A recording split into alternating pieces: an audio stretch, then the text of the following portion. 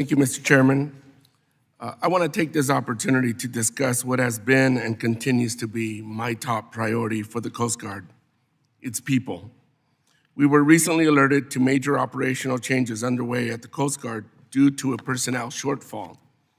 While the Coast Guard's mitigation plans will prioritize search and rescue operations, national security, and the marine transportation system, operational status across the Coast Guard will be adversely affected.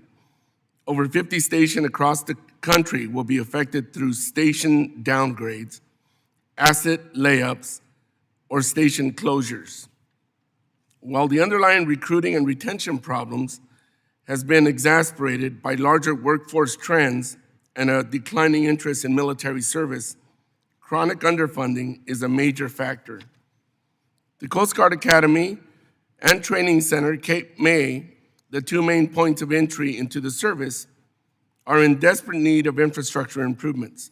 The first experience with the Coast Guard must reflect an organization that cares about and for its people. Congress must do better to support Coasties, and I hope my colleagues will join me in my demand for significant increases to the Coast Guard's budget. This August, I traveled with the Coast Guard to Panama, where I had the opportunity to see firsthand how the service conducts drug and migrant interdiction and its illegal, unregulated, and unreported fishing missions. I left the visit with several takeaways. First, the Coast Guard alone is uniquely situated to execute these missions. Neither part of the State Department or the Department of Defense, the Coast Guard is able to form relationships and enter into agreements that would otherwise be impossible. Second, the strong relationship with Panama and the associated benefits to the United States should be replicated in many other places across the world. With the current budget that's simply not viable,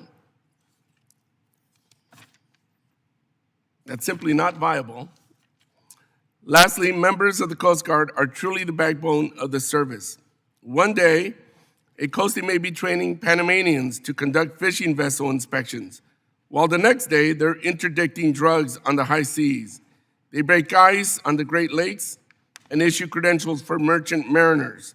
They are truly our country's best kept secret and value multiplier.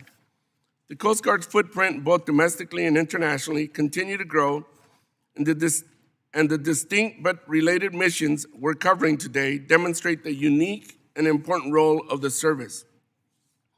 Combating international, illegal, unreported, and unregulated fishing ensures equitable access to food, safeguards our oceans, and prevents forced labor and human trafficking.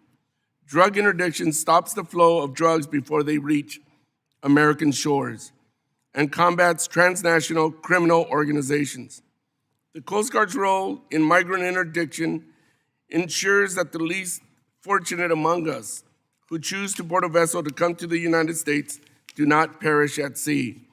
I look forward to hearing more about these missions and how Congress can support coasties to ensure that the Coast Guard remains semper paratus. Mr. Chairman, I yield back. Thank you. Now we'd like to begin